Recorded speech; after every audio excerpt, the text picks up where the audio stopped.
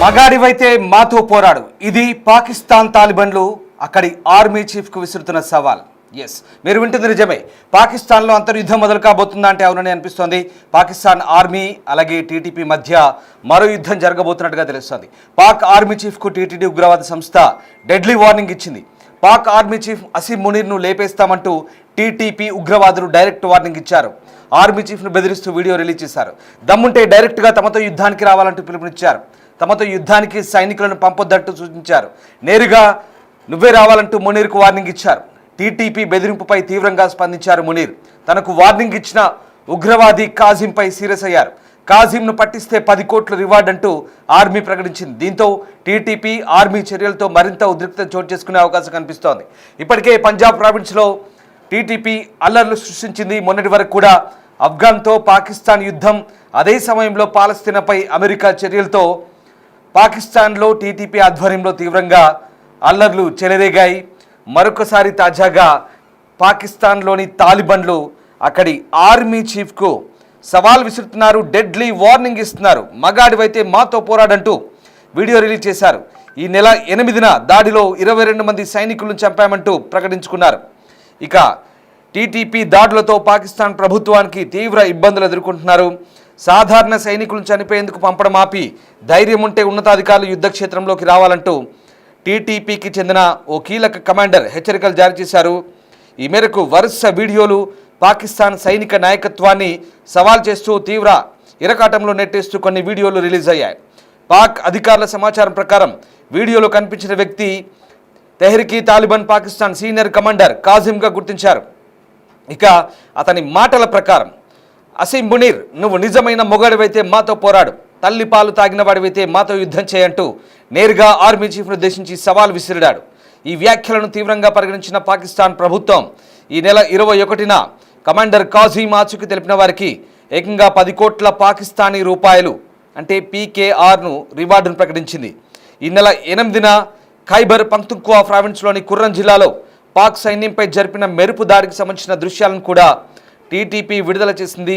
ఈ దాడిలో 22 మంది సైనికులను హతమార్చామని, వారి ఆయుధాలు, వాహనాలను స్వాధీనం చేసుకున్నామని ప్రకటించింది. అయితే ఈ ఘటనలో 11 మంది సైనికులు మాత్రమే మరణించారంటూ పాకిస్తాన్ సైన్యం మరణాల సంఖ్యను తక్కువ చేసి చూపించే ప్రయత్నం చేస్తోంది. ఇటీవల ఖతార్, టర్కీ మధ్యవర్తిత్వంతో పాకిస్తాన్, ఆఫ్ఘనిస్తాన్లోని తాలిబాన్ ప్రభుత్వాల మధ్య కాల్పుల విరమణ ఒప్పందం కుదిరింది. ఆఫ్ఘన్ భూభాగం నుంచి పనిచేస్తున్న టీటీపీ వంటి సాయుధ గ్రూపులపై కఠిన చర్యలు తీసుకుంటేనే ఈ ఒప్పందం నిలుస్తుందని పాకిస్తాన్ స్పష్టం చేసింది. అయినప్పటికీ కూడా ఆ దాడులు ఏమాత్రం తగ్గలేదు. ఇక పాకిస్తాన్ తాలిబన్ల దూకుడు ఇతర హింసాత్మక సంస్థలైన Lashkar-e Jhangvi, Islamic State, Khorasan Province వంటి వాటికి కూడా ధైర్యాన్ని ఇస్తోందని పాకిస్తాన్ మీడియా ఆందోళన వ్యక్తం చేస్తోంది. ఖైబర్ పఖ్తూన్ఖ్వాలో తీవ్రవాదాన్ని అణచివేయడంలో పాక్ సైన్యం విఫలం చెందడంతో ఈ పరిణామాలు నిదర్శనంగా నిలుస్తున్నాయి. ఒకసారి ఆ వీడియోలో కమాండర్ కాజిం అసీం మునీర్కు ఎలాంటి వార్నింగ్ ఇచ్చారో చూద్దాం.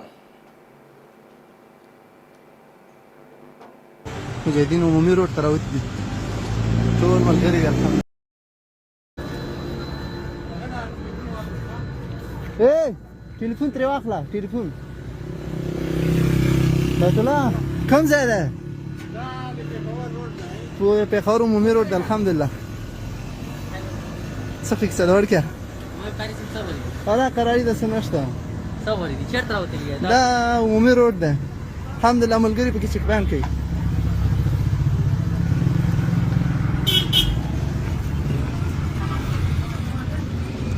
څنګه چلو اور क्या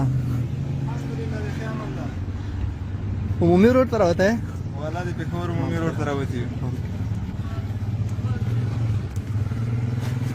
خدای به څه حال ده مجاهدین اوس د الحمد لله مجاهدین عمومي روډ ته راوتی دي ټول ملګري الحمد لله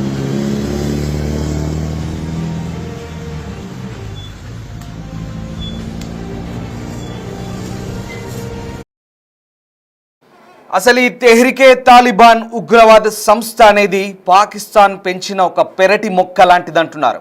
ఇది అనేక తాలిబాన్ వర్గాల కలయికతో ఏర్పడిన ఉగ్రవాద సంస్థ. 2007లో బజావుర్, స్వాత్, ఖైబర్ ప్రాంతాల నుంచి పుట్టుకొచ్చిన ఈ వర్గాలు ఒక్కటై పాకిస్తాన్లోని మిలిటరీ, రాజకీయ వ్యవస్థలపై దాడులు ప్రారంభించాయి. దీని వెనుక అల్-ఖైదా ప్రత్యక్ష మద్దతు ఉండడమే కాకుండా ఒసామా బిన్ లాడెన్ చుట్టూ ఉన్న నెట్వర్క్ ఆరంభంలో దీనిని ప్రభావితం చేసింది. ఆఫ్ఘన్ తాలిబాన్, తెహ్రికే తాలిబాన్, పాక్ మధ్య భావజాల సమానత ఉన్న లక్ష్యాలు వేరు. ఆఫ్ఘన్ తాలిబాన్ ప్రధానంగా తమ దేశంతో పాటు పాకిస్తాన్లో ఇస్లామిక్ పాలనను స్థాపించడమే లక్ష్యంగా పెట్టుకుంది. టీటీపీ పాకిస్తాన్లో సైనిక వ్యవస్థను కూల్చి దాని స్థానంలో ఇస్లామిక్ షరియా పాలనను తీసుకురావాలని భావిస్తోంది. ఇద్దరి మధ్య మతపరమైన సాన్నిహిత్యం ఉన్నప్పటికీ పాకిస్తాన్ ఆఫ్ఘనిస్తాన్ సంబంధాలు దిగజారడంతో ఇవి మరింత క్లిష్టంగా మారాయి. ఇక టీటీపీ పాకిస్తాన్ సరిహద్దులో పెద్ద ఎత్తున ఉగ్రదాడులకు పాల్పడుతోంది. ఆ ఉగ్రవాద స్థావరాలన్నీ ఆఫ్ఘనిస్తాన్లో ఉన్నాయంటూ పాకిస్తాన్ ఆరోపించింది. ఇటీవలే కాబుల్ నగరంపై పాక్ సైన్యం వైమానిక దాడులు చేసింది.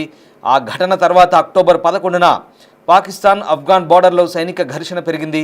తాలిబాన్ల దాడుల్లో పెద్ద సంఖ్యలో పాకిస్తాన్ సైనికులు చనిపోయారు.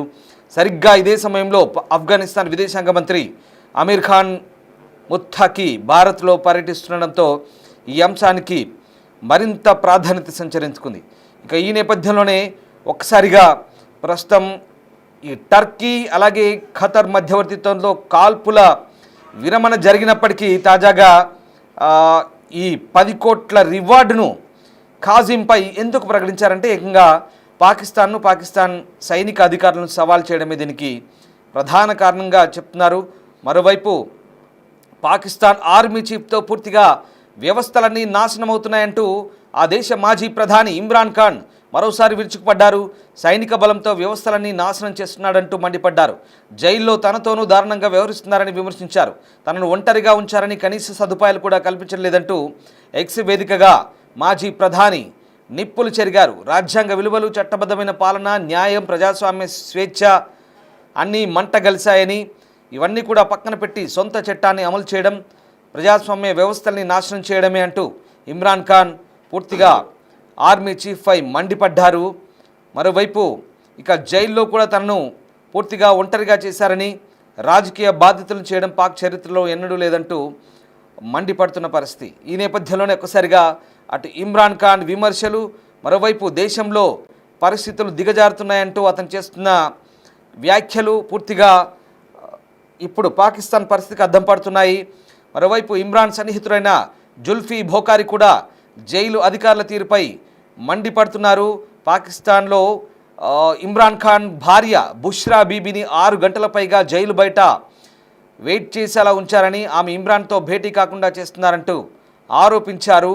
ఈ నేపథ్యంలో అడియాల జైలు బయట 6 గంటల పైగా బుష్రా బీబీ వెయిట్ చేయడం విషయాన్ని ఆయన ఎక్స్ వేదికగా ఖండించారు. మొత్తం మీద 73 ఏళ్ల ఇమ్రాన్ ఖాన్ వివిధ కేసులు ఇరుక్కున్నప్పటికీ కూడా 2 సంవత్సరాల పైగా జైల్లో నుంచి అనేక కేసులు బనాయించి బయటకు రాకుండా చేస్తున్నాడు ఆర్మీ చీఫ్ మునీర్.